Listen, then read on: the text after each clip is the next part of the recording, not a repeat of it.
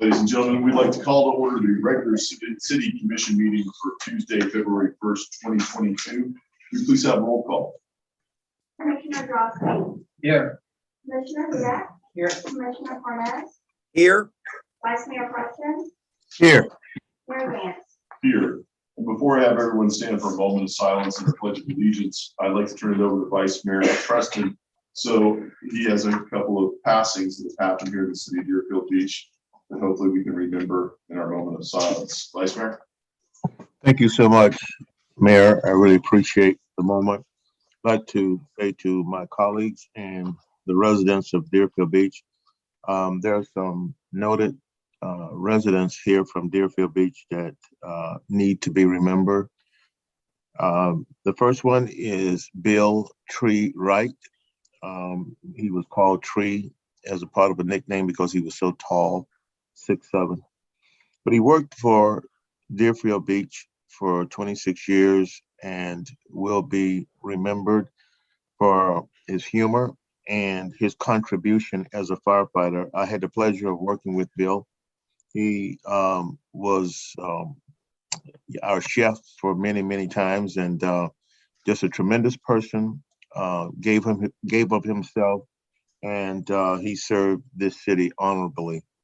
The next person is Orrin Scott, and Orrin Scott, for many, many years, he was the commentator for the Packer Rattlers games. He called all of the games, always volunteering and trying to do as much as he could for our children and for his community.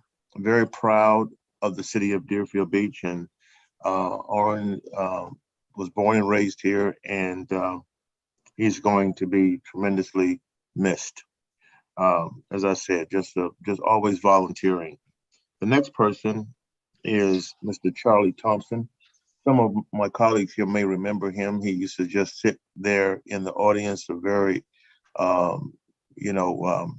small by stature person, but big in his heart and his love for the city of Deerfield Beach. Always going to everything that was happening in Deerfield Beach, no matter where it was. Mr. Thompson was there. He was just an unbelievable soul and an example for us all when you think of what it is to commit yourself to your city. The high school football games, whether it was the city commission meeting, whether it was a little league event, he was always there. Mr. Thompson was a mainstay in Deerfield and will be tremendously missed. And the last is Major Robert Jackson. I had the pleasure of working with Major Jackson. You know that we have a park in Deerfield Beach named for the first Black police officer, which was Mayor Howard. But Major Robert Jackson was also a part of the police department in Deerfield Beach. He was an African-American and rose to the rank of right under chief. He was the highest ranking Black officer in the city. He was a major. He recently passed away. He's going to be missed. And I ran calls with Major Jackson and was a guy that, again, just like all the ones that I've named prior, just loved the city of Deerfield Beach, gave of themselves. And all of our residents should know that when we have these kinds of people in our city that did contribute, that did serve, in our moment of silence, please pray for their families as we continue to go ahead. Thank you so much, Mayor. Greatly appreciated, sir. Thank you, Vice Mayor. We'll have a moment of silence with our Pledge of Allegiance.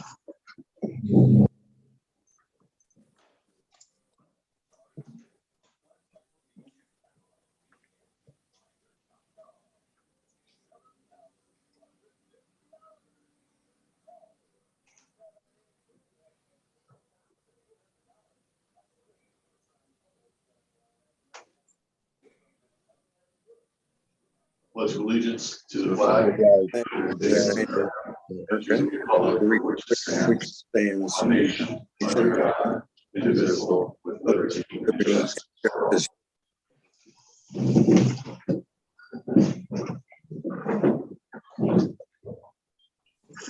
we could have approval of the city commission meeting minutes for the regular city commission meeting of January 4th, 2022. Motion to approve. We have a motion by Commissioner Hudak, seconded by Commissioner Parnas. All in favor, say aye. Aye. The acknowledgement of our city board meeting minutes for code compliance meeting of July 28th, August 10th, August 25th, September 7th, and September 22nd, all of 2021. Second. Motion by Commissioner Hudak, seconded by Commissioner Parnas. All in favor, say aye.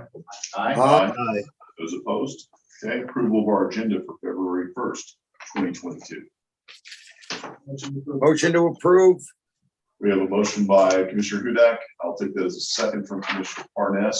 All in favor, say aye. Aye.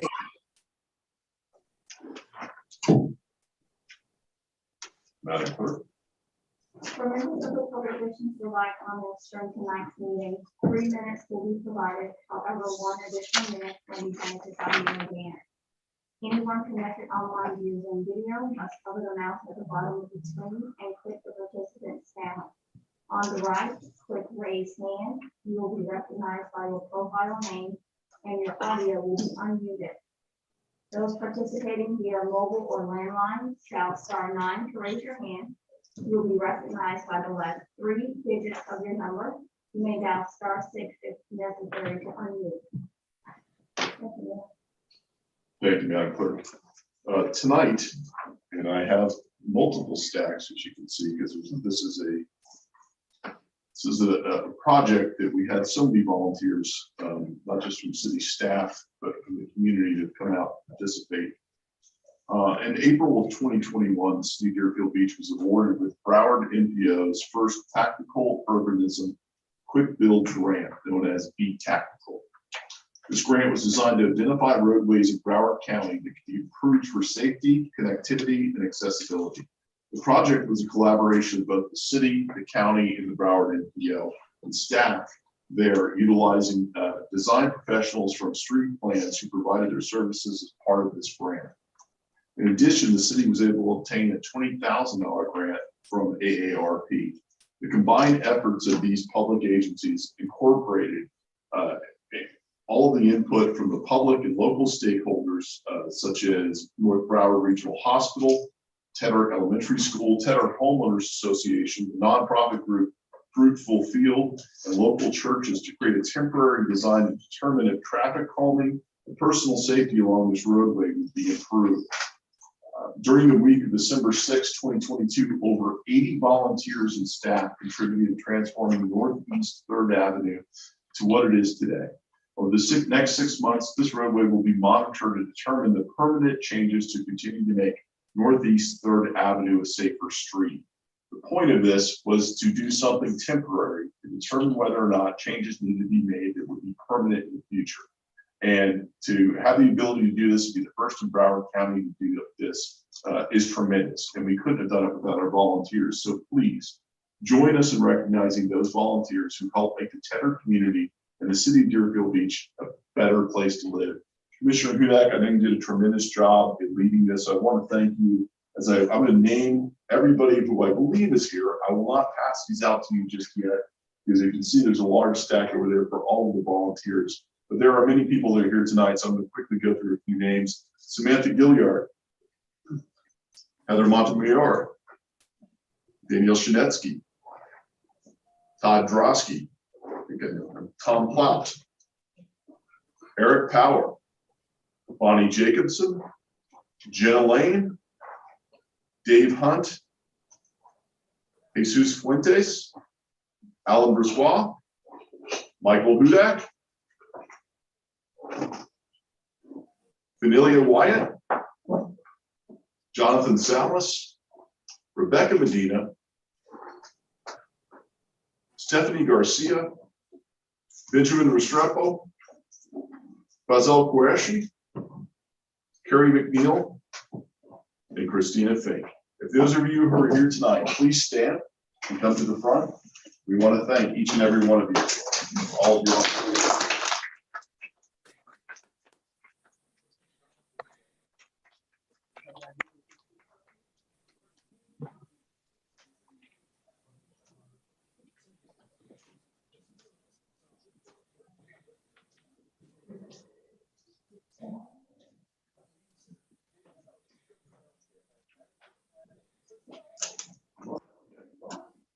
All the hard work.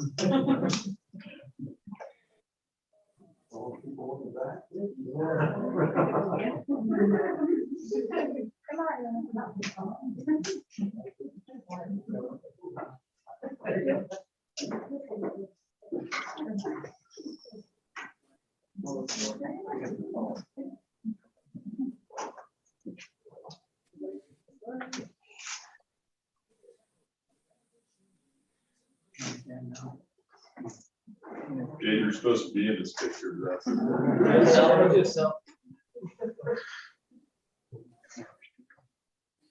Thank you. Thank you very much.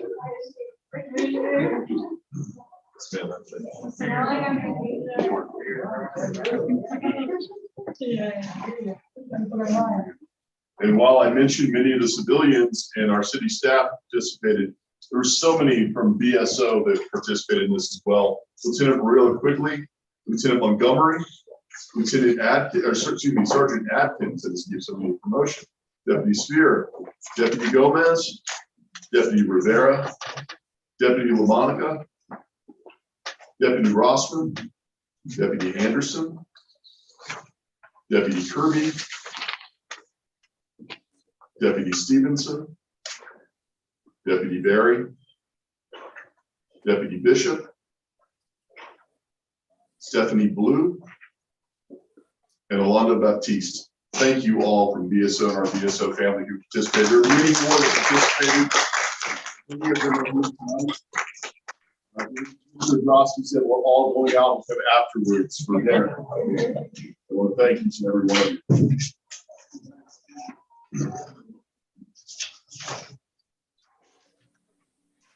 Also tonight, we would like to have a proclamation here recognizing February 2022 as American Heart Month. Heart disease kills over 650,000 Americans a year, which is the highest cause of death, higher than all forms of cancer combined. Heart disease occurs when the arteries leading to the heart become clogged. It affects all ages, genders, and ethnicities. Risk factors include high cholesterol, high blood pressure, smoking, diabetes, and excessive alcohol use.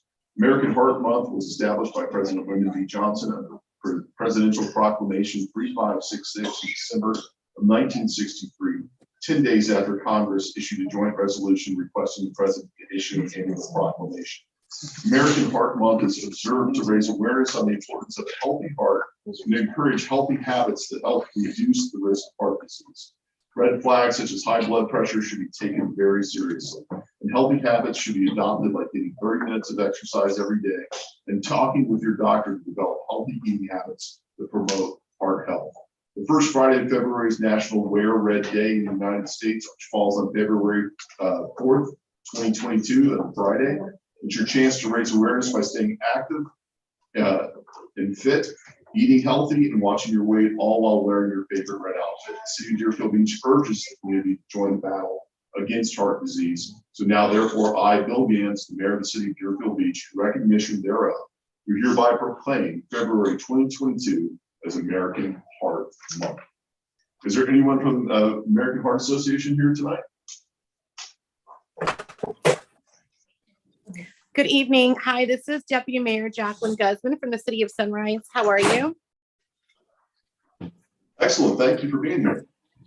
Yes, thank you for having me. Sorry that my camera is off. I'm currently in the hospital with kidney issues, and it's ironic that 10 years ago, I was at the same hospital for 2 heart attacks that I survived, which is why I am a huge advocate for the American Heart Association. And I thank you for doing this proclamation, because I believe in awareness and making sure that everyone listens to their body and gets checked out. Because I didn't listen to my body, I almost died, but I'm thankful to be alive, to be able to share my story and advocate for others. So thank you for what you're doing. Thank you so much, Ms. Guzman, for being here, and we wish you the best of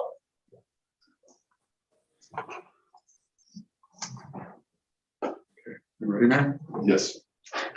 Okay, Anthony Soroka, City Attorney, for the record. We are now on item number 3 of the agenda. Item number 3 is a resolution of the City Commission of the City of Deerfield Beach, Florida, considering the plat application submitted by 7-Eleven Inc. to amend the plat note for the 0.88 acre site located at 1200 West Hillsborough Boulevard within the B2 Business Highway Zoning District to limit development to a convenience store with 8 fueling stations, application number 21-P-231, providing for conflict severability and an effective date. And I believe, does the applicant have a representative here? Yes. Ms. DeVoe, you can come on up. You do have, the applicant does have a right to a more formal quasi-judicial proceeding, calling witnesses, cross-examining, etc. Or you can waive that right and we can proceed with the more informal proceeding. So after stating your name and address for the record, if you could just let me know whether the applicant waives the quasi-judicial procedure. Thank you. Yes, good evening, Mayor, good evening, Commissioners, and Joe, Planner of Keith, 301 East Atlantic Boulevard, Pompano Beach, Florida. 33060. Thank you. If you would like, while you're at the mic, you can remove the mask. Thank you. It's easier for you. And yes, I do waive.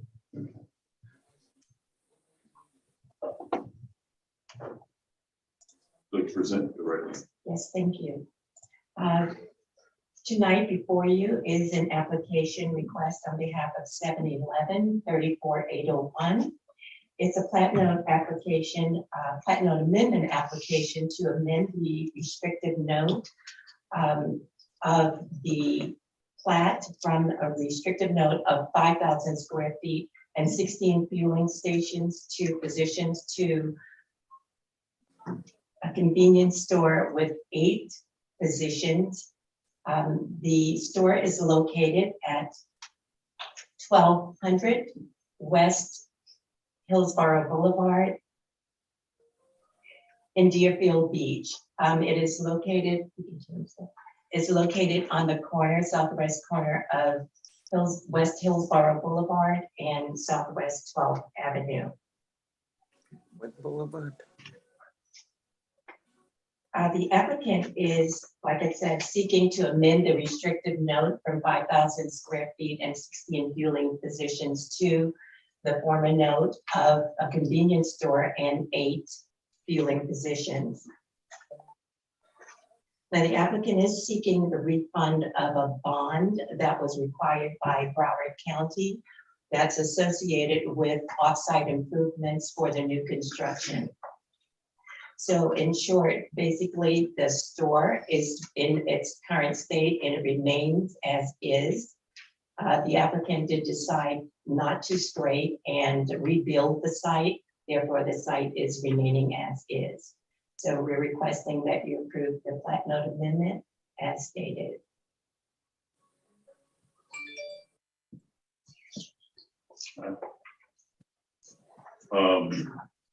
Mr. City Attorney, can you give us some guidance on this? So if I'm understanding, the applicant is not making any changes to that parcel at all. That is correct. It's going to stay exactly in the condition it's in. That is correct. Is there a reason why? They just decided not to move forward with the rebuild, the demolition and rebuilding of the site. Okay. Is this procedural? Do we have the ability to reject this? So it's procedural in that if it meets all of the code requirements, you should approve it. Okay. My understanding is this was the original note. They amended it to potentially provide for more fueling stations. They're no longer proceeding with that and they're going back to the original note. I'm going to suspect because the county requires you to pay when they bond, probably for the full amount that you can build under the plat. That is correct.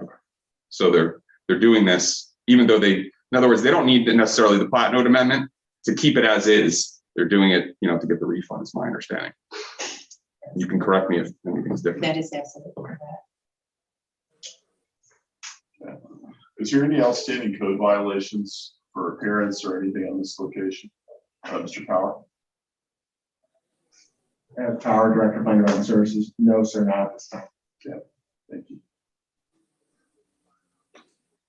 Commission, you have any comments before it opens to the public?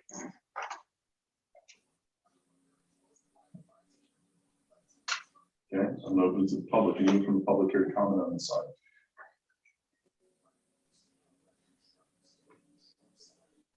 Okay, I see, I'm gonna go closest to the public. Commissioner Drosky, you have your hand raised? I do, just so I understand, Mayor, would you prefer those sitting on the dais to raise our hand electronically or use the buttons on the? It doesn't matter. I'm having to look at all of it at once. I'm probably gonna do a half-ass job at all of it, so just do whatever. you I'll want. just push every button. I That can. sounds great. Usually do. Yes. Before I get into my comments, there's the disclosure affidavit from Keith and Associates, which I don't think is it's in the backup page 252 of 433, and I'm not 100% sure it's accurate. So I'm just going to say what I think, and then because I didn't go back and research it, but it said in 2016 there was a donation to me for $500. And that was all. I ran for office, or I was elected in 2017. And it is very well possible I received in 2016 because my campaign started in 2016 and did carry over into 2017. So it is possible that it was in 2016 and not 2017 for the $500, but I also thought there was an additional $500 from Keith and Associates after that. I could be wrong, but that's what my memory tends to think. So I want to disclose that as well, that there may be an additional campaign contribution from my 2016-17 campaign that's not on here. And then likewise in 2020, they have me listed for $500. I really didn't have a campaign to speak of in 20. I wasn't on production 2020. I was in 2021. And I don't recall anything in 2020. I mean, it's possible. It's all on my campaign finance reports, which are online, but I just wanted to say I don't recall that, but they disclosed it. So I'm just trying to, for transparency purposes, just recollect what I remember versus what they put on the paper here. As far as the application tonight goes, this is the gas station at the southwest corner by Jim Moran and Hillsborough Boulevard, correct? And we approved the redevelopment, I guess, of this site from the 8 pumps to the 16 pumps. Now they want to go back to the 8 pumps the way that it was. And the mayor was asking, why? And your answer was they just don't want to. They just decided not to move forward with the rebuild of the site. And my understanding from the mayor's question to city attorney, this is ministerial, and if they meet code, this is pretty much a perfunctory exercise on our behalf, which is disappointing, but I guess it is what it is. That's my comment. To my point, I'm disappointed. I'm disappointed that choosing to do this. This is a blight in that area. We have a brand new apartment right behind them. We have the Wawa across from it. And we have obviously what has happened to JM. On this corner, we have this facility that we're excited about making changes. It's private property. They're willing to do that. The condition of that building is an embarrassment to the city of Deerfield Beach. So it's disappointing these owners chose to go this path and refuse to do anything to improve what I consider to be a blighted gas station in this area. Okay, Thank you. I will convey those concerns. I'm sure they'll do it so. We have a motion from Commissioner Hudak to approve. Yes, I'm sorry, Madam Clerk, go right ahead. Pursuant to ordinance 2009-006, Deerfield Beach Code of Ethics, the following campaign contributions were made since 2018 by the applicant's representative Keith. Commissioner Hudak received $250 on October 3rd, 2018, and February 28th, 2019. Commissioner Drosky received $500 on January 11th, 2021. Commissioner Parnas received $500 on February 1st, 2021. And just for the record, the ordinance only requires them to disclose 4 years for their contribution. So anything before 2018 should have not been listed on that form. Thank you, Mayor. Thank you. We have a motion from Commissioner Hudak. Do we have a second? Second. We second from Vice Mayor Preston. We have roll call, please. Commissioner Drosky, Yes. Commissioner Hudak, Yes. Commissioner Parnas, yes, Vice Mayor Preston, Yes. Mayor Gantz. Yes. Thank you so much. Thank you. Item number 4 on the agenda is an ordinance of the City Commission of the City of Deerfield Beach, Florida, amending Chapter 222 Cemeteries of the City Code of Ordinances to revise and update the cemetery provisions, providing for codification, severability, conflicts, and an effective date. This is second reading. Thank you. City Manager would like to make some comments before we move forward. Absolutely, Mayor. Just to recap, this ordinance accompanied a resolution on the last time around to update the fee schedule. The ordinance was a requirement to make the the fees passage through resolution.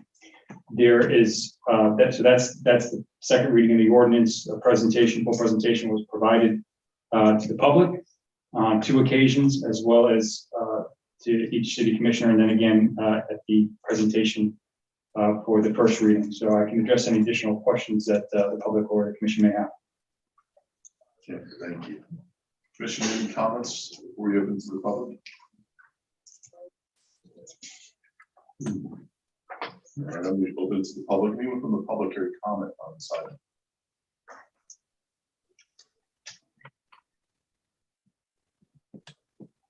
Not seeing any. Is anyone written in, Madam Clerk? Okay, I'm going to close this to the public then. Commission? Bill, Yes, Commissioner Parnas. I think at the last reading, we made a wonderful compromise in how we're going to handle the increases, and I fully support them. It gives those who want to immediately purchase a plot can, without it being too much of a burden to the public. And I will suggest that we move forward with this, and I will propose to move on this motion, Would you like to make the motion? to approve. Would you like to make the motion? I'll make the motion to approve. Excellent. Thank you, Commissioner. We have a second from Commissioner Hudak. We have roll call, please. Commissioner Drosky, Yes. Commissioner Hudak, Yes. Commissioner Parnas, Yes, Vice Mayor Preston, Yes. Mayor Gantz. Yes. Item number 5 is a resolution of the City Commission of the City of Deerfield Beach, Florida, amending the rules and regulations for Deerfield Beach Memorial Cemetery and Pineview Cemetery to limit future cemetery plot sales to residents and the family members of the deceased that are currently buried in city cemeteries, providing for conflict, severability, and effective date. Thank you. Any other comments on this before we open to the public? If I may, Mayor, just the reason for this item is the city commission made the decision to restrict the cemeteries to residents only. In reviewing that and how that would work, it was determined that it would be customary and appropriate to allow for residents, their family members, and the family members of those already interned to have the ability to be buried there. So that's how it does read. I wanted to clarify that just for the commission, as the direction was resident only at the last meeting. And hopefully that's acceptable.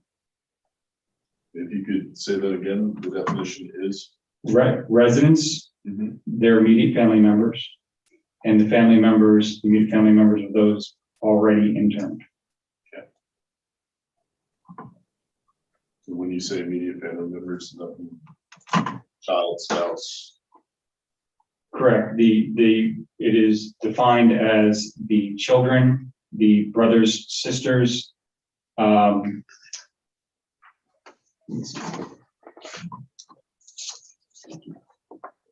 members must provide the children, the grandchildren, grandparents, legal guardians, siblings, spouse, and domestic partner. Okay. It's a relatively well-used definition of immediate family member.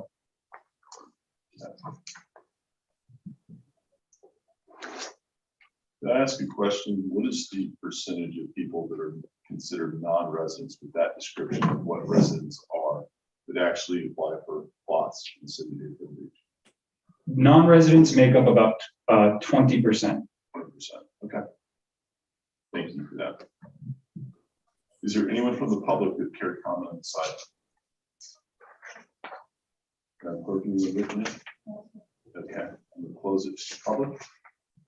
Commission, Motion to approve.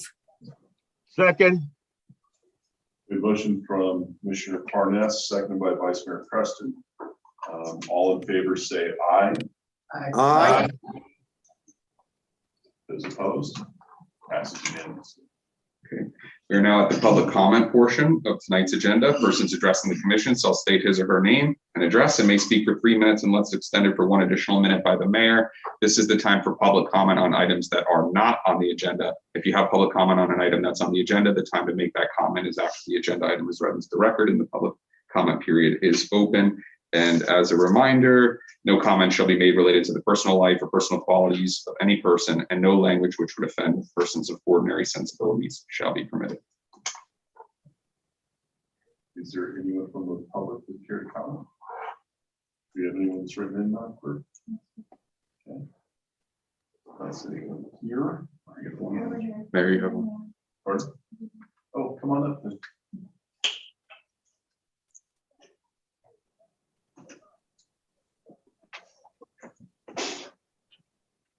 It's Peggy Ross, 103 Northeast 19th Avenue, Deerfield Beach. Hello, everybody. As always, I still love Deerfield Beach. My favorite place to be. Having the 7-Eleven people here, I was just curious. I thought they were supposed to, on the S curve, do some renovating and fixing up there, like starting 2 years ago. I assume COVID stopped it, but there's still no signs of anything. Because the S curve is kind of shabby looking these days with all the empty buildings, but you will be able to order your Mexican, and they say February 14th. I put my order in. And thank you. Have a great day. Thank you very much. Anyone else from the public? I'm going to close it to the public. Was that the same? I know those are sometimes franchised. Wasn't sure if that was. It's a different location. I believe that one is corporate owned by 7-Eleven, corporate owned. The one on the S curve, to be clear. The one on the S curve, I believe the one on Sample or corporate owned, and this one is different. Yeah, the one we reviewed tonight, I'm not positive. I don't know if Mr. Power knows about the one we reviewed. I know the one on the S curve is corporate owned, not franchise. I believe they are both corporate owned. Not to get into too much detail, but 7-Eleven has essentially stopped development for many projects, not just in Deerfield Beach, but throughout South Florida. So we're just dealing with the same situation that they dealt with in the last couple of years. Yeah, thank you.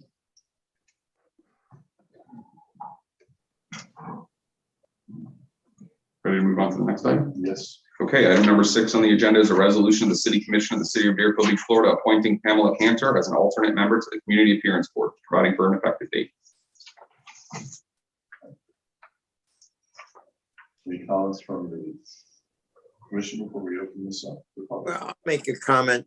I recommended Ms. Cantor because she has spent many years working with arborists.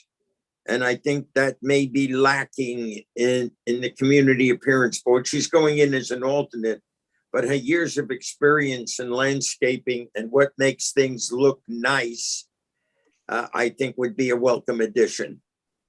It's one of the reasons I asked her to serve, is because she brings a different view to the Community Appearance Board, an area that at the meetings I attended, I felt were lacking in an overview.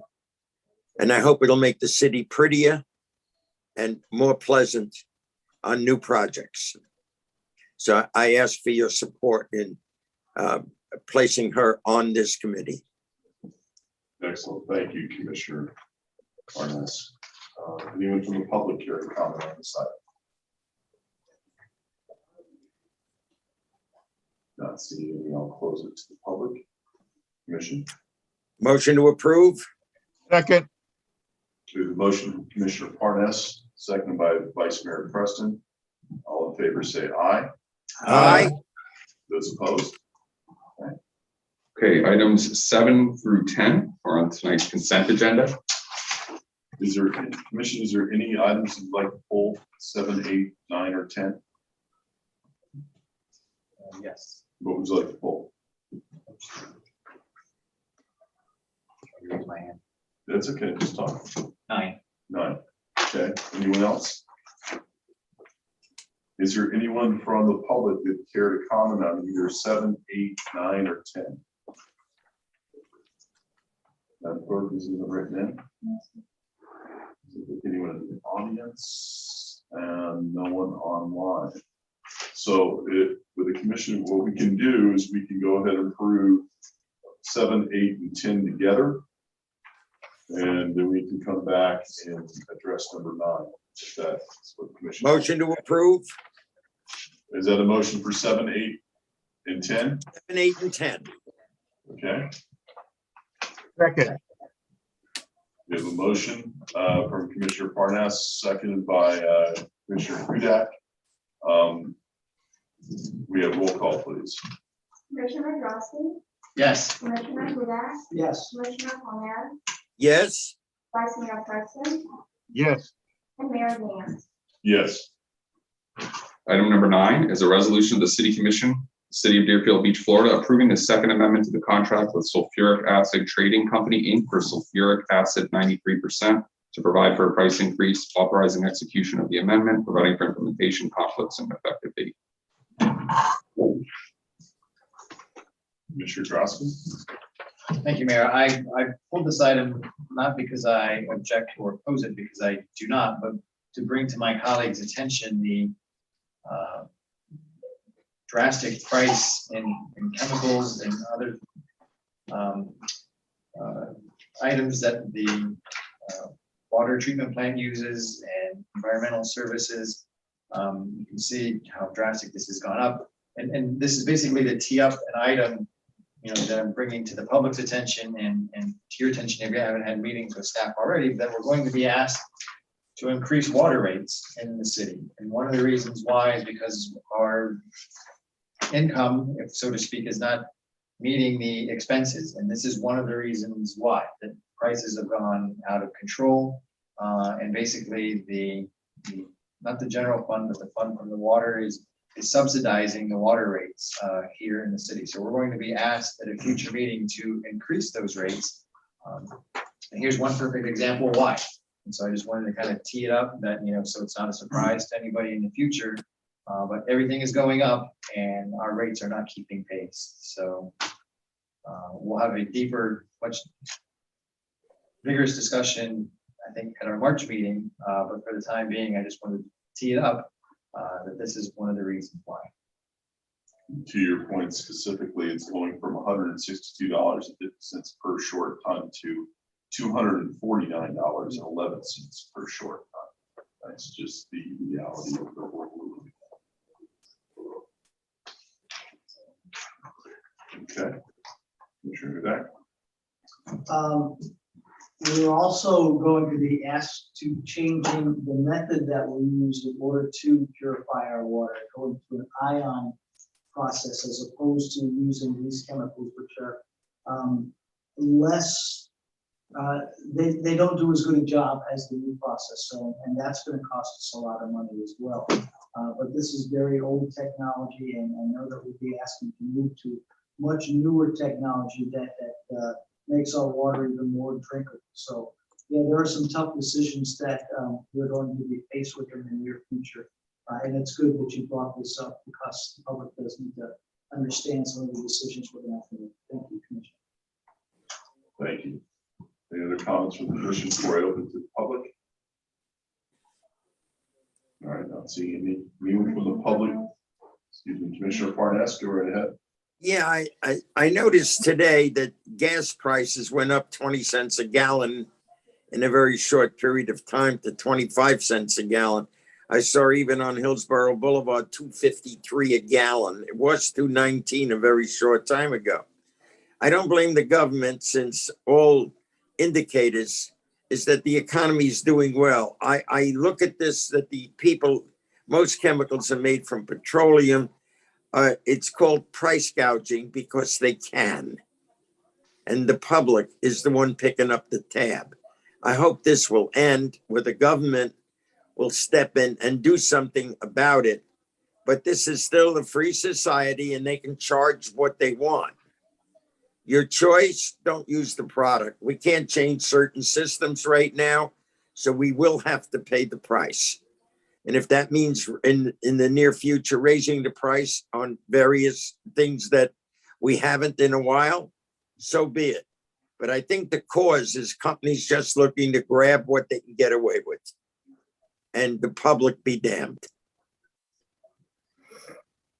Thank you, Commissioner Parnas. Not seeing anyone else from the public, I'm going to close it to the public commission. Motion to approve.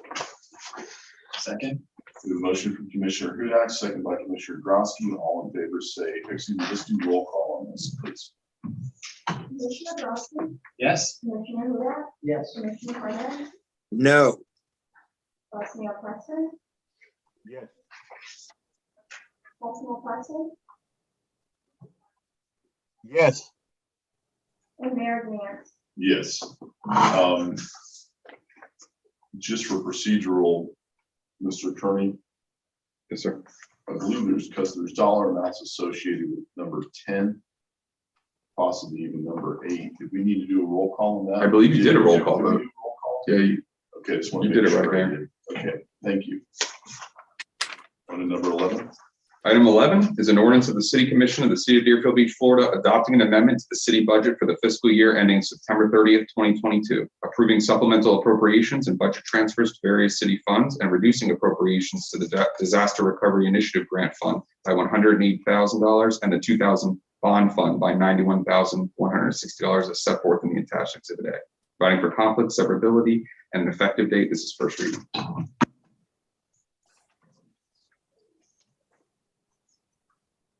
Andrew? Mayor, this is the city's mid-year budget amendment, and we have had the opportunity to speak with each commissioner individually and provide a presentation on the purpose of this amendment. Additionally, we did hold a public workshop to explain this to the public and address any questions that they may have. Admittedly, no one was interested in our budget amendment, unfortunately, but here we are today to present that presentation again. I have Ms. Tinsley. Here she is. I have Ms. Tinsley to provide a presentation on the mid-year budget amendment, if it so pleases the commission. Sure, absolutely.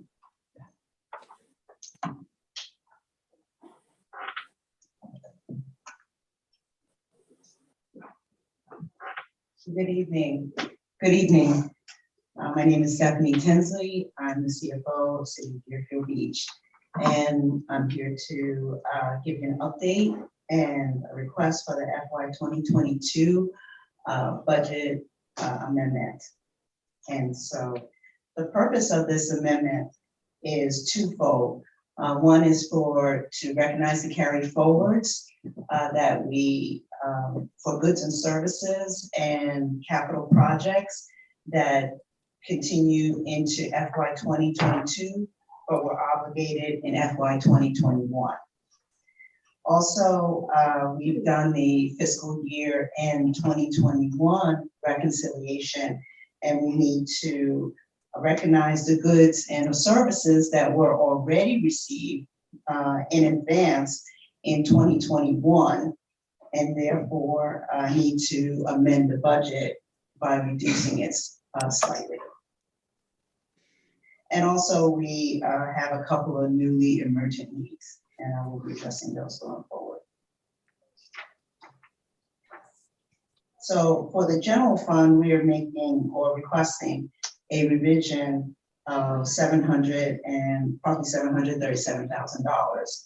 That revision includes approximately $127,000 for carry forwards related primarily to continuing capital outlay improvement projects and architectural engineering services for those various projects. Also, that 737 includes the transfer to a new capital project fund of $610,000. Again, related to projects that are, will be budgeted and or budgeted into the capital project fund and will be funded with the general fund unassigned fund balance. And so on the next slide, I'll go into a little bit more detail of the capital projects fund, what's those funds used for.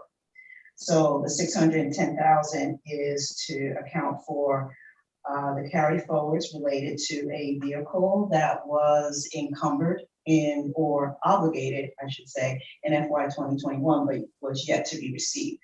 And so we're receiving it in 2022, so we have to move that appropriation forward into 2022. Also, some ongoing concession stand roof repairs, as well as approximately $95,000, as well as some, again, reconciliations that we did at the end of the fiscal year, where there were a number of items that were actually received in 21 that was anticipated to be received in 22. So the net result is approximately 160,000.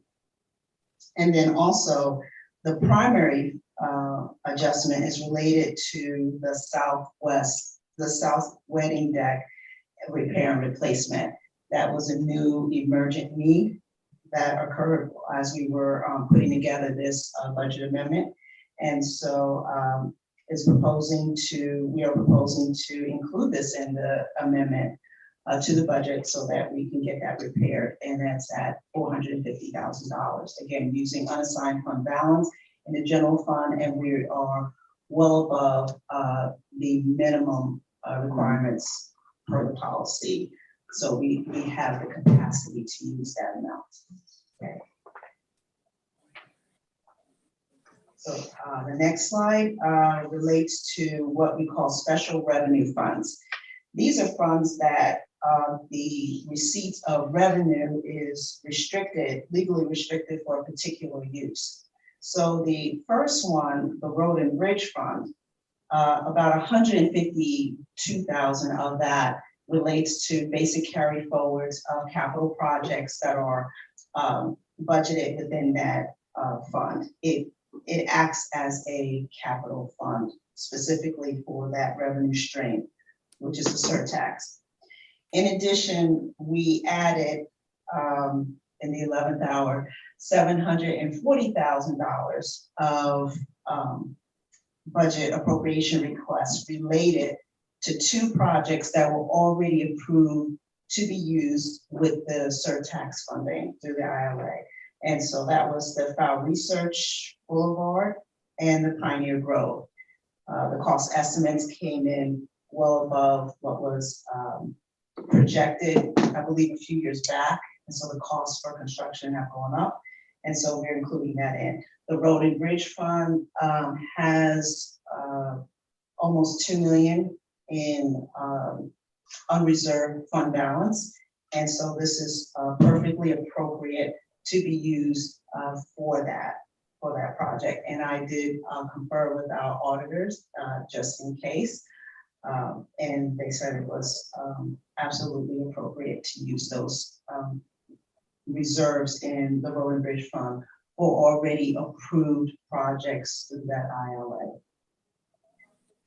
The remaining or the next 5 funds, the nuisance abatement, Deerfield Beach PAL, crime prevention, car seat trust, and PAL donation, relates to the law enforcement trust funds in general, that they are part of that grouping.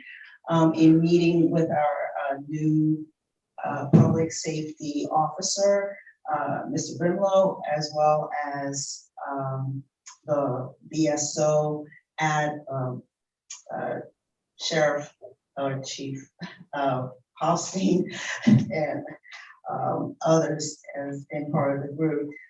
We discussed their needs for the FY 2022 budget, the standings of these funds. And so basically the gist is if they were in place when we were putting together the FY 2022, this would have been a request.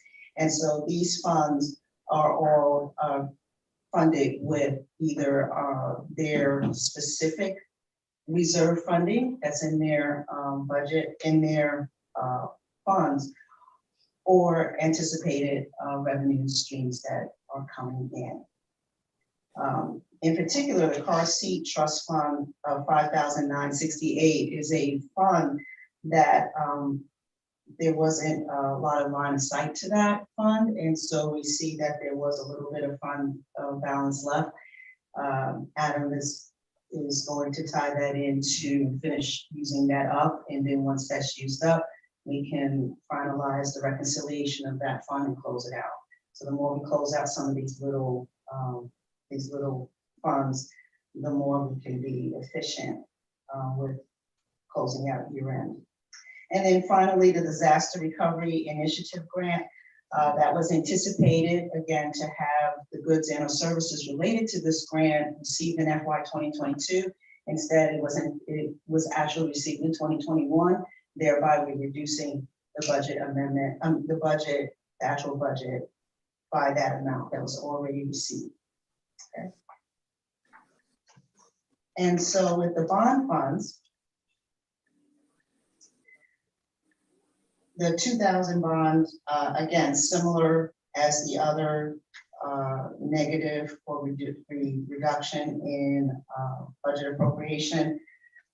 The goods and or services were related to that, were received in 2021, so we're just adjusting it down. Again, this is just to ensure that there is no overspend, things like that, that we are keeping a tight rein on and an eye on the expenditures and the related appropriation. So with 2018 bond fund, even though we did not have a roaring crowd at the public hearing, several folks actually watched it. We recorded it and we just put it out on our website, and several folks did actually viewed it. And an old friend of Deerfield Beach actually reached out to me and had a question about the bond fund for 2018, and so I'll address it here along with going over it. So we have the team, we reconciled the 2018 bond proceeds just for the capital improvement piece of it, which was $33.1 million. The actual total bond proceeds was $42.1 million. So of that $42.1 million, $4.24 million was used to retire old debt. So the 2006 bonds that were refunded.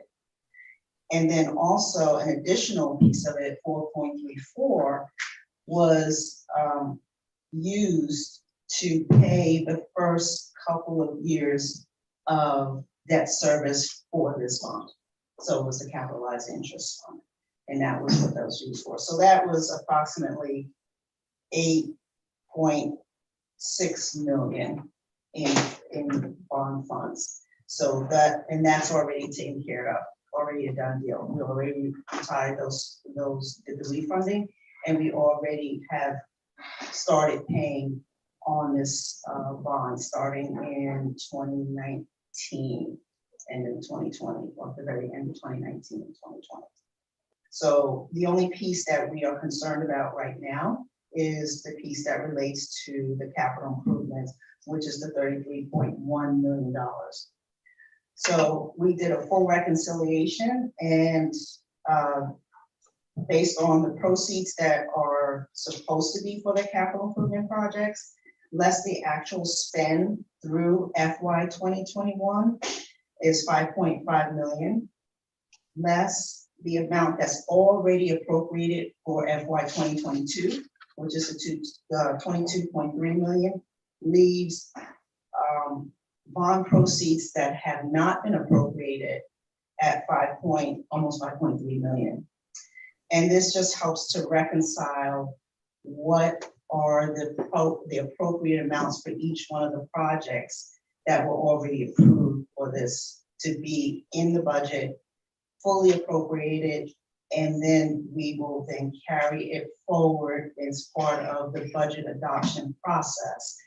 So we can have good line of sight to the spend down of those bonds, or the bond proceeds. Okay, so going forward, we should see much less in way of budget amendment, much smaller amounts, because we'll be starting the new budget year with the right amounts, and then it'll just be the tweaking, and like we've done with some of these areas.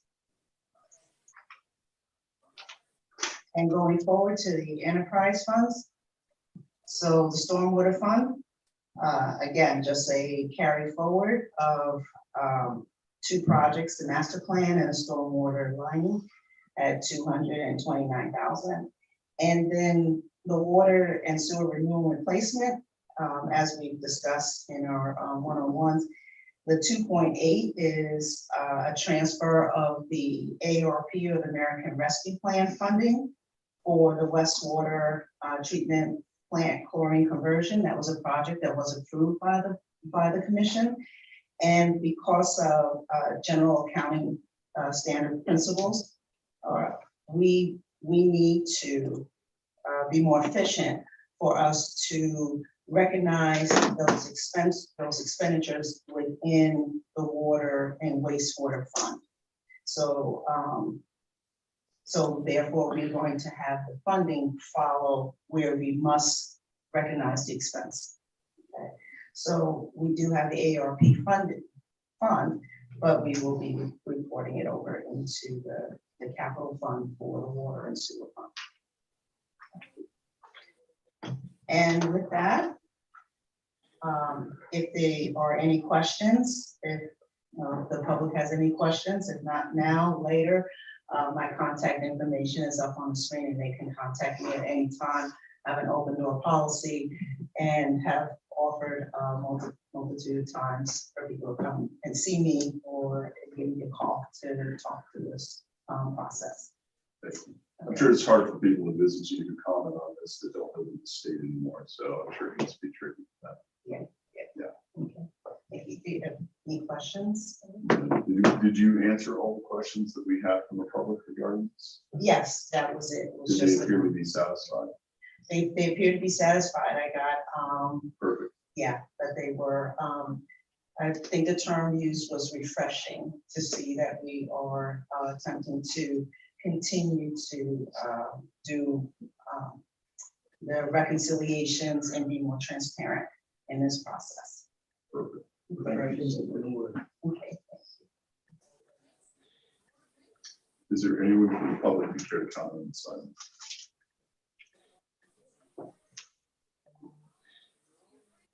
Come on up.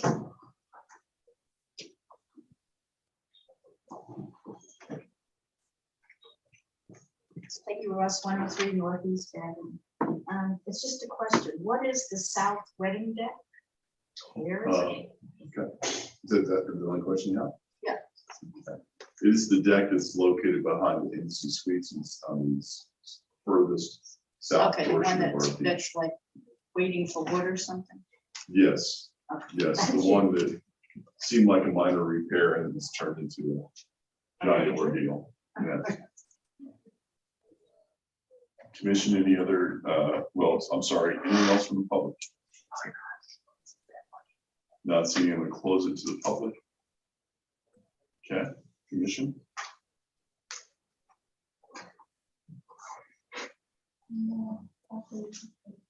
I'm sorry? Oh, okay, we'll reopen it to the public now again. Ms. Clark, Reed, go right ahead. Thank you. Gwendolyn Clark, Reed, 1430 Southwest 6th Way. Mayor, I just wanted to ask about the amount that was not appropriated in the bond. Is that money that's allotted, that's left over for another possible project? Is that your question? Yes, that's my question. All right, thank you. Anyone else from the public? We'll go ahead and close that. City manager? To address the question, the bond proceeds that were brought forward in this budget amendment are reserved for the projects that the bond was intended for. However, as I've been saying, I think it's prudent to just hold off a bit on the City Hall renovation project until we see the Tigner Center and the Center for Active Aging come a little bit further down the road in terms of construction. I do have concerns about rising construction costs. Thank you. Hopefully that answered the question. Commission? Commissioner Parnas? Motion to approve. Thank you. Second. There was a second from Vice Mayor Preston. The motion was made by Commissioner Parnas.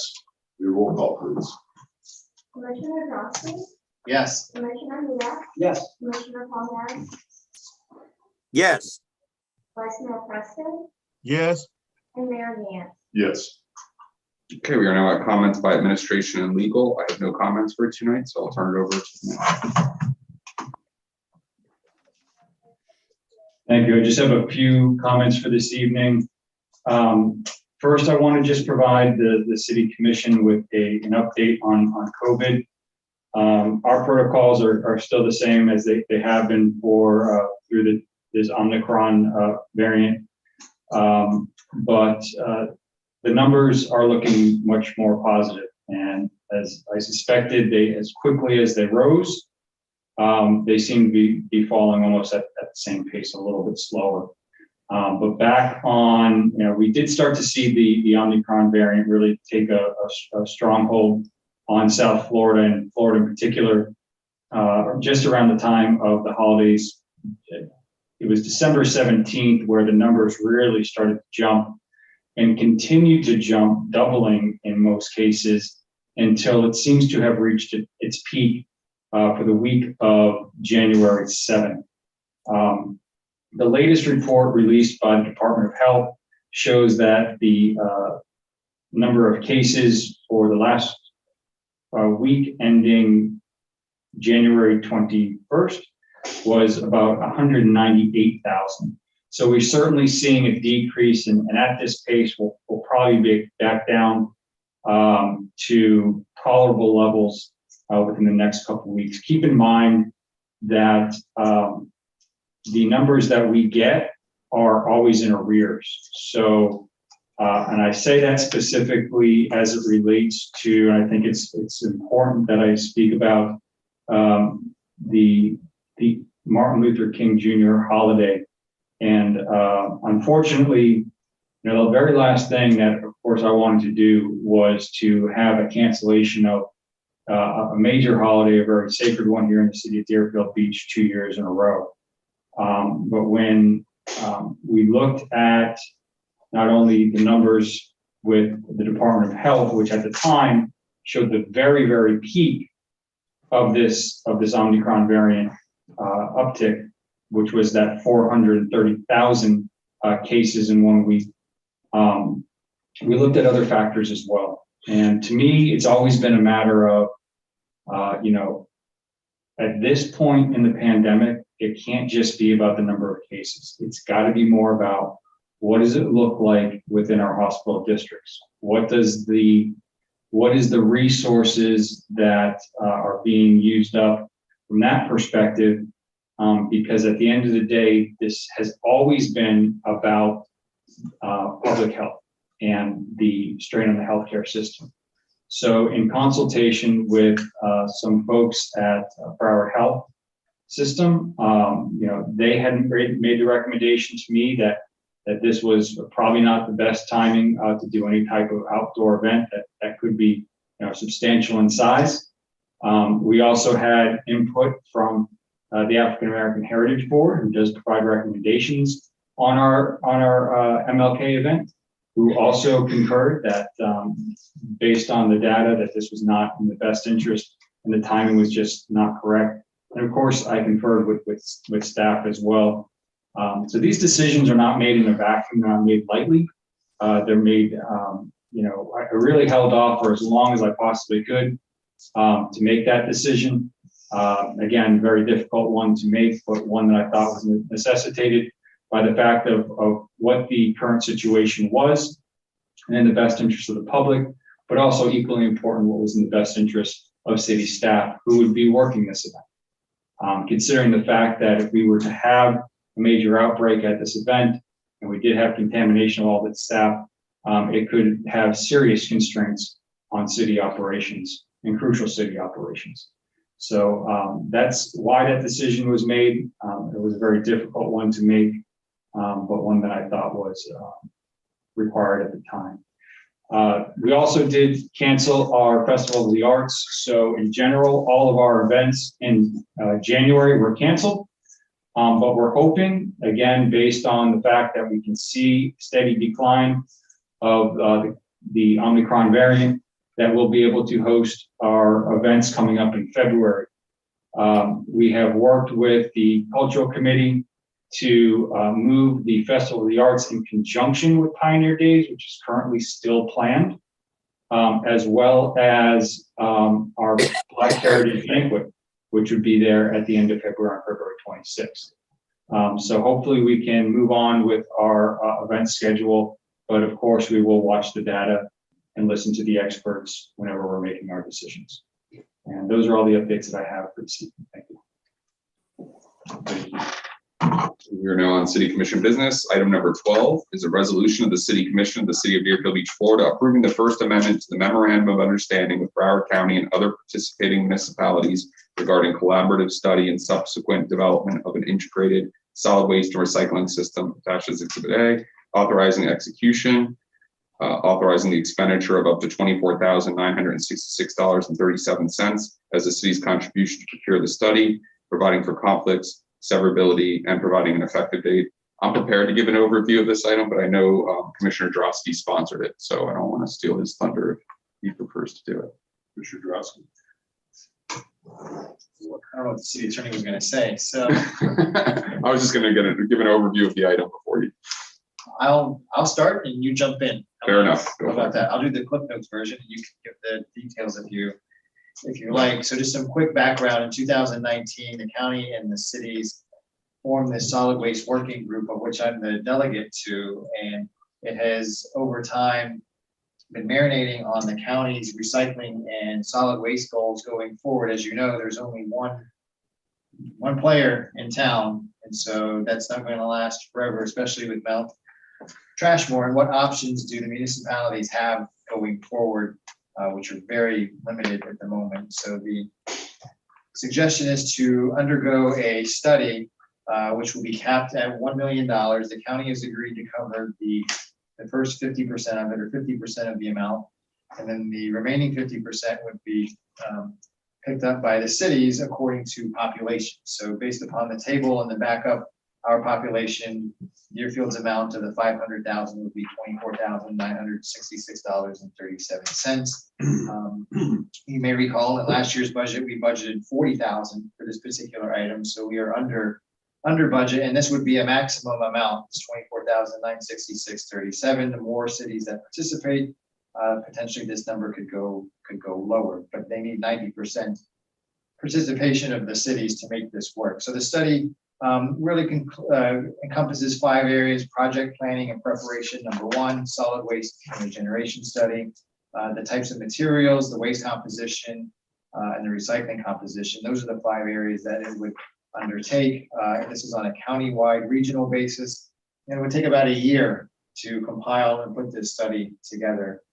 It's something that is needed. It's a lot of information to make this work for all 31 of our sister cities to understand what their role and what the options are going forward. So this is just the opportunity to go forward to put the data together, but it's going to take a group effort. And so our share, like I said, is the 24, almost 25,000 to participate, to get the data. And then a year from now, we'll get that study, and we have some hard decisions to make potentially going forward. You know, Deerfield's outlook on this is not the same as our sister cities, but we'll cross that bridge when we get to it, because you need the data first to make that decision.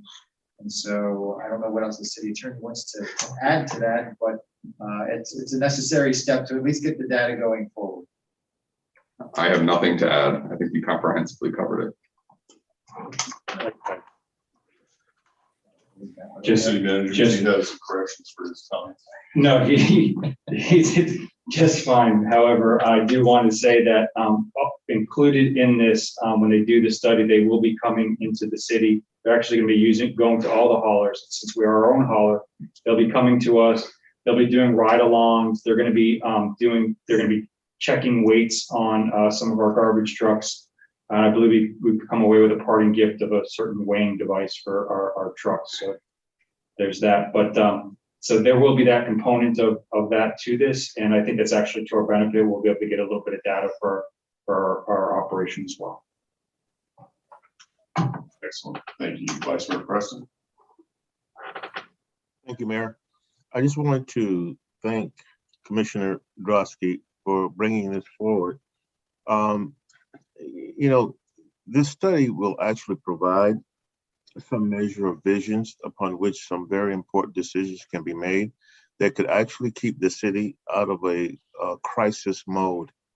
You know, we know the situation and we all know it in depth, and there needs to be some options, and we need to be thinking about those things now.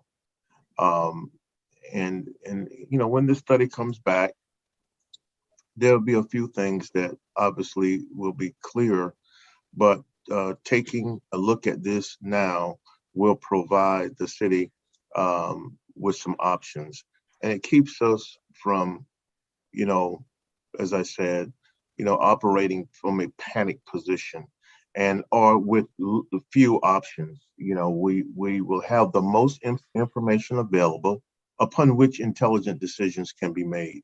So thank you, Commissioner Drosky. I do want to echo that as far as Commissioner Drosky stepping to the plate for us and being representative on this. This is time consuming, as it is with all of the boards that any of us serve on. And I think Commissioner Drosky is certainly, he's on his fair share of them. This is an extremely important one for the city of Deerfield Beach. I think it's money well spent. I am fully supportive. Anyone from the public care to comment on this item?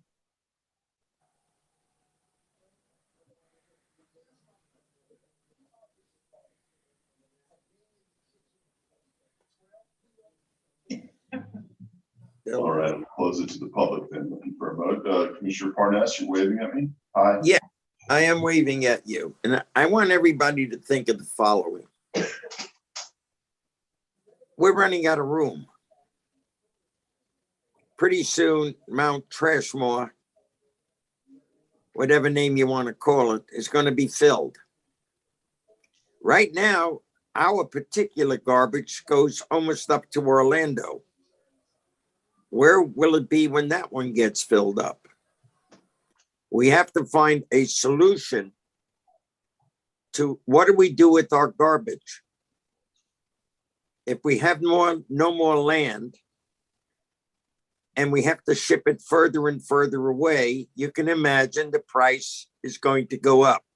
Since there's only one player in town, I applaud Commissioner Drosky and the city for taking a forward look what other options can be done and working with 30 other cities to find a solution for the future.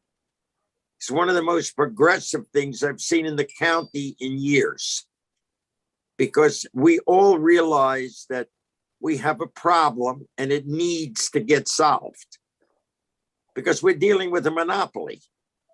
There's only one person in the garbage business in Broward County for us, and that's Waste Management. And the price and each contract will continually go up until we don't know what we're going to do with the garbage. So a solution needs to be found, and this information will give us options to various solutions, like building our own plant to burn it, to get rid of it, to zap it, to do something with it other than keep paying one company to cart it away and put it in the landfill.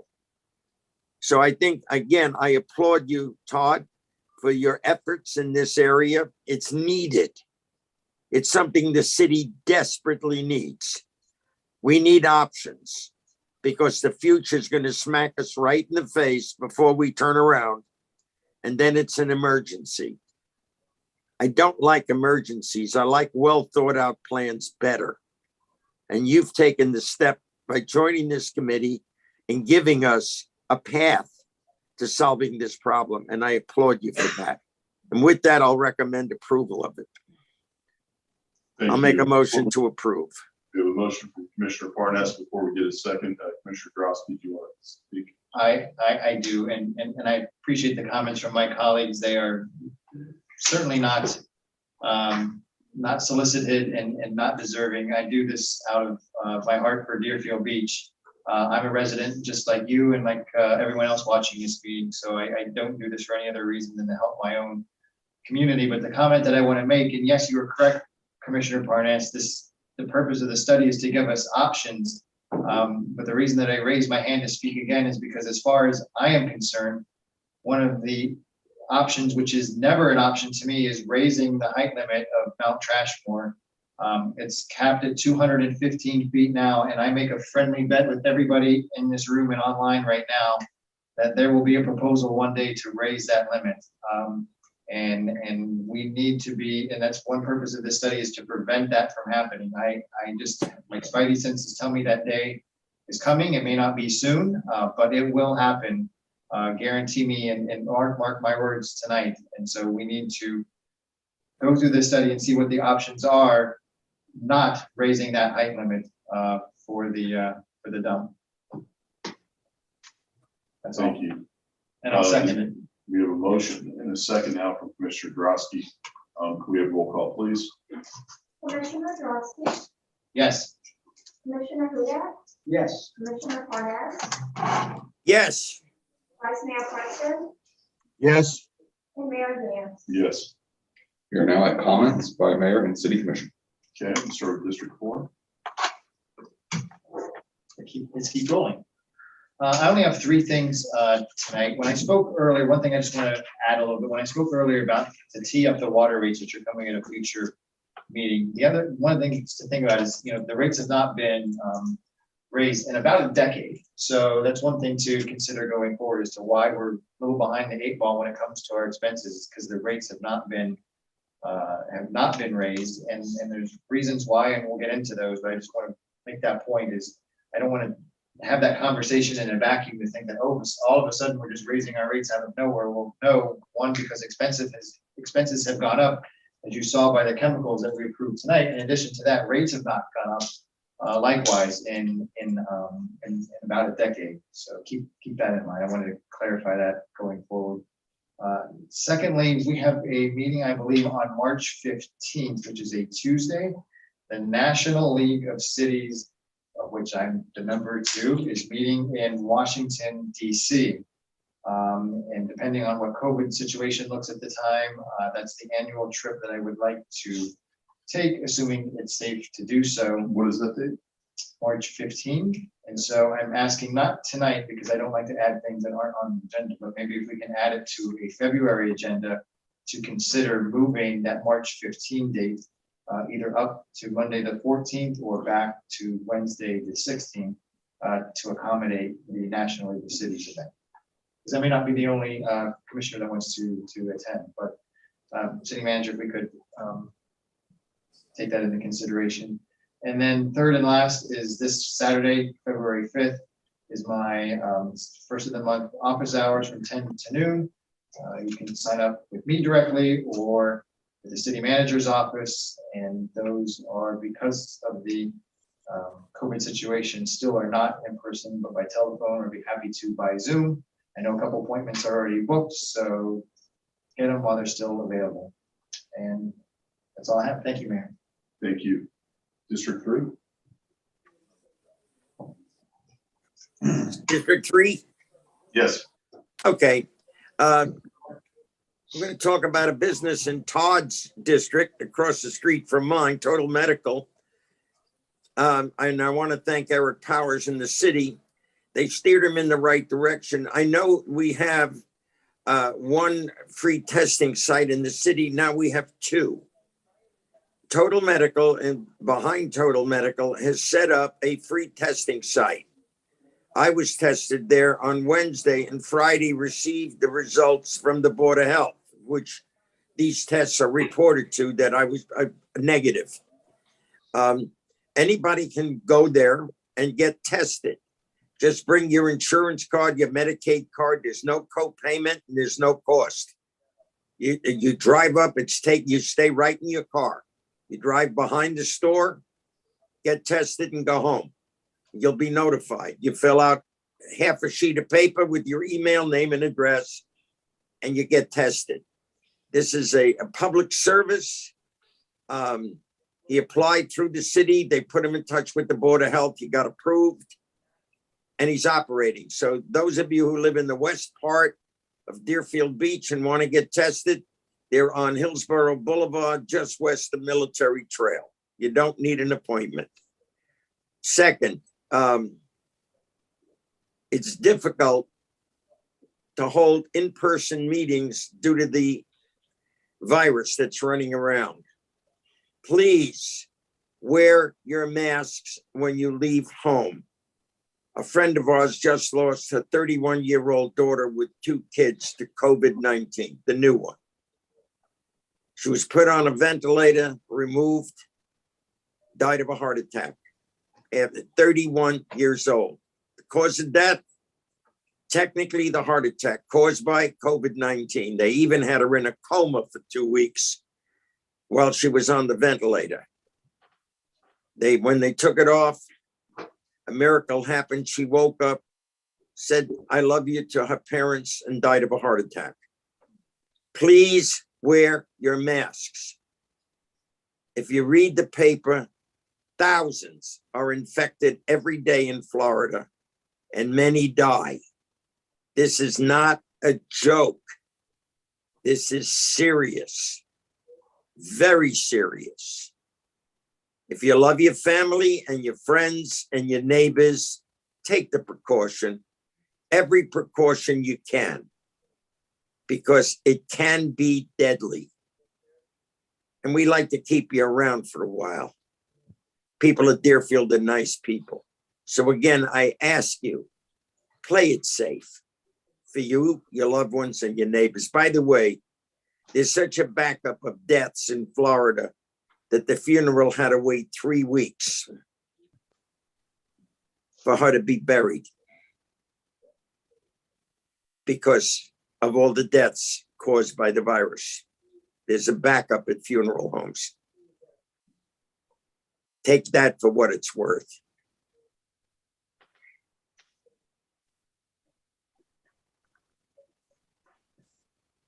Thank you, Commissioner. Is that it?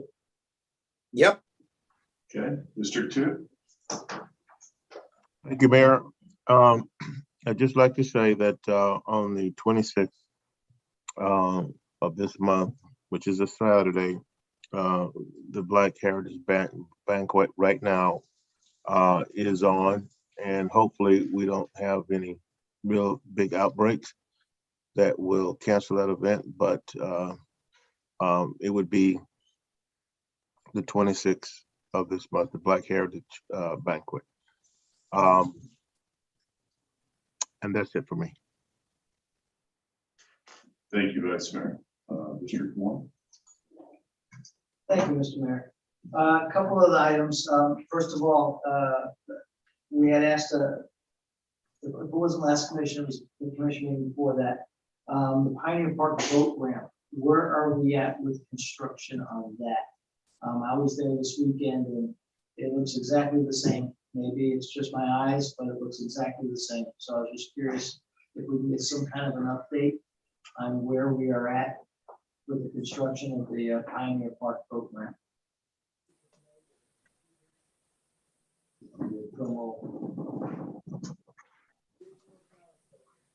Hi, good evening. Priscilla Segal, Director for Environmental Services.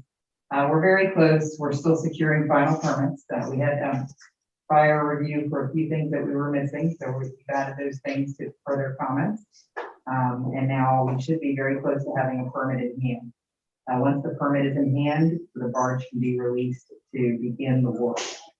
So we're very close, but we're still waiting on final permits. Is it government close, like within the next fiscal year? Is No, it- no, we're not on government time, we're actually on private time. I'm gonna anticipate within 2 weeks, you're gonna hear some very, very good news. All right. So I should have a media release coming out shortly to notify the public on the imminent closure of that ramp. Okay, wonderful. Thank you very much. I appreciate the follow-up. February 12th is usually District One's office meetings. I will not be in town on February 12th, so we will have to postpone that.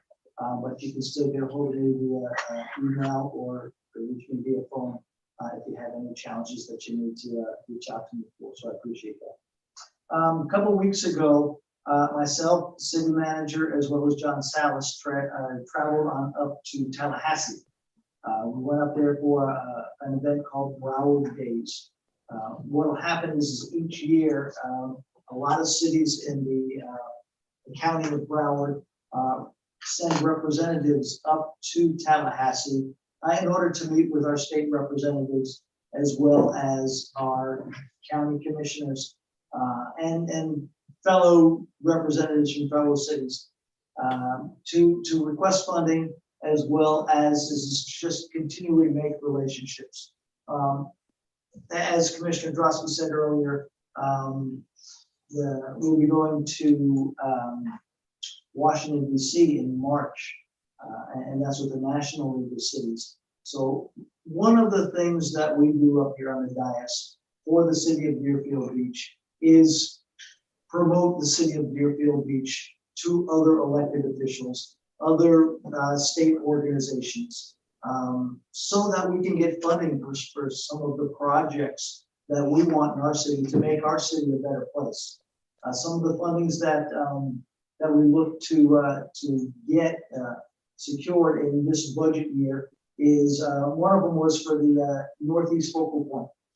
We're looking to secure about $286,000 so that we can go ahead and move forward with the construction costs. Another one is for the Deerfield Beach Aquatic Center, the storm water project. That parking lot floods tremendously, and it adversely affects the surrounding neighborhood as well. One of them, of course, we're all well aware of is 8th Avenue. So, and we were asking for, I think $600,000 for that project as well. So by going up there, building relationships with these individuals and making sure that Deerfield Beach is well represented gives us a better opportunity in order to secure those funds. While we were up there, I received a text that unfortunately there was another suicide on our railway. And so another of those projects that I've personally asked for funds for is to extend the fence that we have that ends at Southwest 10th Street and to continue to Sample Road. It's a very sad situation. And again, you're not going to prevent suicide, but maybe you'll have someone who doesn't make a rash decision to jump in front of a train if there's a fence there. So that was one of the things that I was a proponent of. Another thing that I was a proponent of, and this is something that affects all of our coastal community more than it does, communities in the West, is the short-term rentals. They're extremely adversely affecting our neighborhoods. My next door neighbor is a short-term rental. The two homes behind me are short-term rentals. So I understand the challenges that all of you face. I face it just as much as you do. And unfortunately, there's very little that the city can do. I don't have the figures in front of me, but I think there's about 141 properties that are registered as short-term rentals here in the city of Deerfield Beach. I'm sure there's twice as many as that are not registered. So this is a challenge that has been facing our city for a long time, and it's only getting worse. And so, again, my commitment was to go on up there. I had some letters from some of our residents that I brought up with me and personally handed our state representative, so that it can see that it's, this is serious stuff and it is adversely affecting our community. So we'll see what we can do with that. We'll continue fighting for that. So I just wanted to bring some of those things to our residents' attention. Thank you very much. Sorry for being a little long. No, that's okay. Thank you very much. You did cover something I wanted to bring up on Pioneer Park. Thank you for the update. I just want to make sure that we make that safe and secure as easy as possible, not just with the boat ramp, but we need to make sure that that park in general. I'm going to ask staff to continue to be vigilant and making sure the appearance of that park, as well as our beach area, is kept up to snuff. Because every time I'm down by the beach, I am disappointed with the behavior of people that are down there, and I really feel that we can do a better job than what we're doing. Speaking of jobs being done, I do want to praise BSO for their excellent work. We've had a lot of incidents here the past week, really 2 weeks. You guys have done a fantastic job. What I am disappointed with is the internet creates such a fantastic rumor mill that you see the most ridiculous things I've ever seen posted, and continue to be posted, going out through the entire area over for the incidents we had, in which BSO did a fantastic job of trailing some suspects that were suspected of doing some burglaries in Broward County, and they happened to decide to make an appearance at Deerfield Beach, and Deerfield Beach was ready for them, or really BSO was. And there's a lot of misinformation in the heat of things. That's why we try not to put out too much information while things are happening. I learned my lesson many years ago to not call the chief in the middle of helicopters being up, and let them do their job and make sure the information happens in real time. We have people that do listen to scanners, they get their information crossed, and then we have a lot of really stupid people on the internet, who, quite frankly, that take things beyond what they really are. And then I just think it becomes a game of telephone at that point. But I do want to thank BSO for their hard work, which they've done, keeping our people safe. There's still more work to do because there's a lot of speeders out there, especially on Hillsborough. So anything we can do on that. But it's hard to get information out to people that's accurate at times, especially when it's happening in the moment. But I ask people to not rely on the internet as being their source of information. It's just really a lot of misinformation, and sometimes it's easier just to pick up the phone and call any of your elected officials to find out what's going on with BSO in the moment. I do want to remind staff that I need a schedule as far as repairing the artwork that we have on the fire station at the beach. It was the artwork was altered when we had a roof repair, and I need a time frame as far as when's that going to be repaired. It was brought to my attention by someone who's associated with the artist who donated the mural, I believe. So we need to go ahead and work on that. I do want to thank Rebecca Medina and her staff for doing an outstanding job with our new City Deerfield Beach website. That's a large labor of love.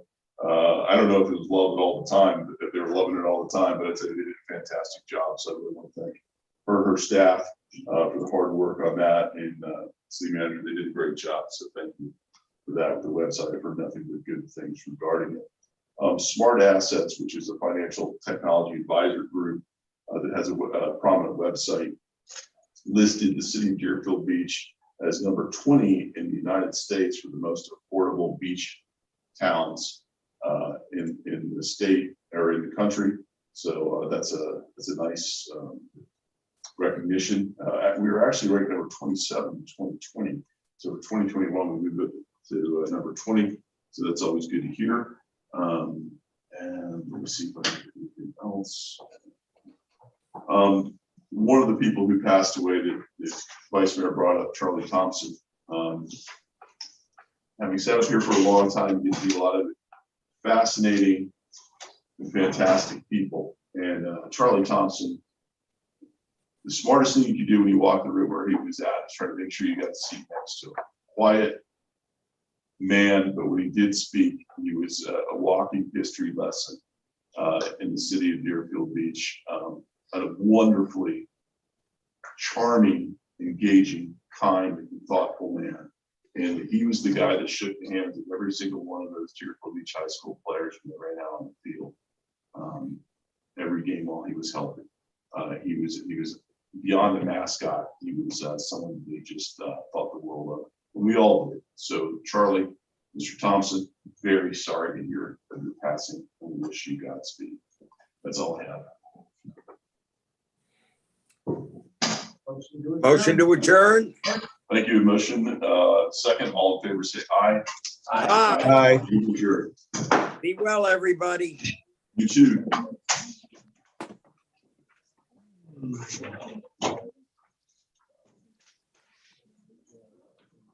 Mr. Moran, how are you, sir? Just give me a minute. Said you're gonna tee it up. Well, my dear. You drove it.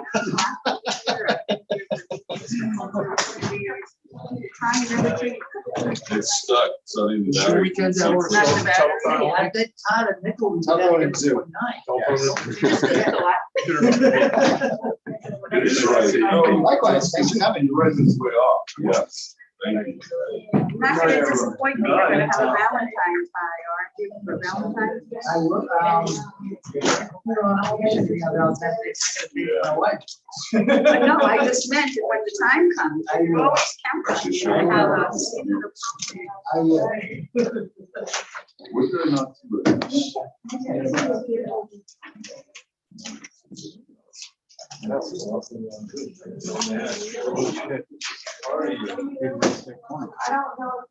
Sorry, I missed your text message. I was looking at my phone, but, yes, thankfully I had that email from today from the contractor, so it looks like they've scheduled for our, so we're ready to put together. I'm trying to get all the details. We don't have to. Was fire giving crap? Yeah, we had to put 6 new fire suppression devices out there. Yes.